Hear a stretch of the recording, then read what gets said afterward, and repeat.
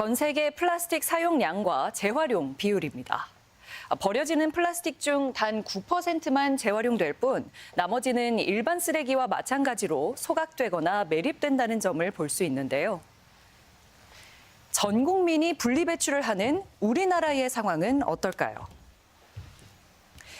세계 평균보다는 높은 27%이지만 역으로 나머지 73%는 여전히 순환되지 못하고 버려진다는 뜻입니다. 분리배출을 아무리 열심히 해도 플라스틱 재활용률이 이렇게 낮은 이유는 무엇일까요?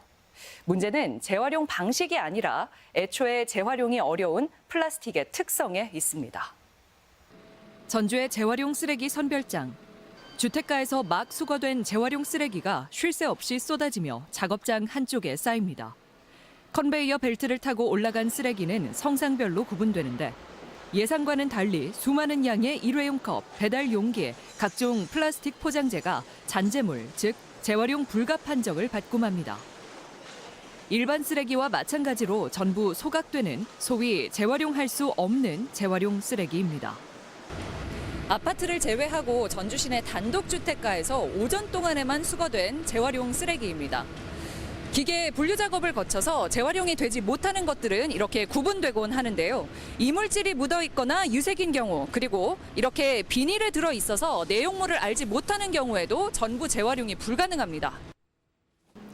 국내 재활용률은 20%대. 종이, 유리병, 고철에 비해 왜 플라스틱의 재활용률이 유독 낮은 걸까? 원인은 복합적입니다. 먼저 7가지나 되는 플라스틱 소재에 따라 정확한 분류 작업을 하기가 사실상 불가능하다는 점을 꼽을 수 있습니다.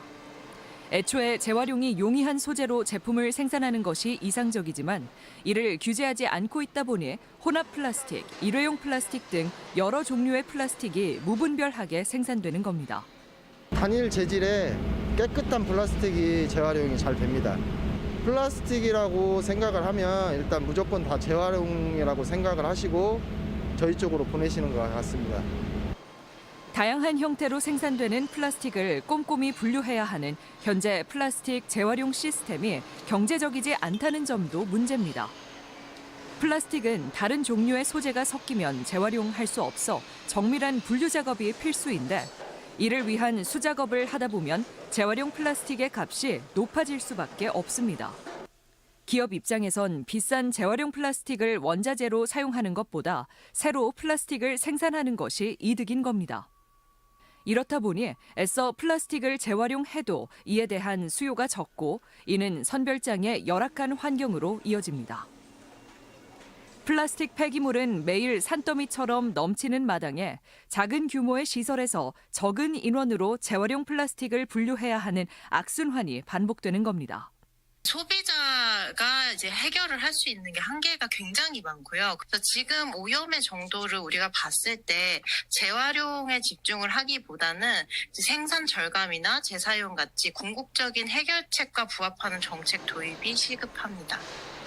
계속되는 플라스틱 쓰레기 문제에 대한 지적에도 불구하고 국내 플라스틱 사용량은 계속 늘어날 전망. 매번 소비자에게 강요되는 올바른 분리배출만이 플라스틱 문제의 해결책이 아님은 확실해 보입니다. 지구 세로봄, 전주 MBC 목서윤입니다.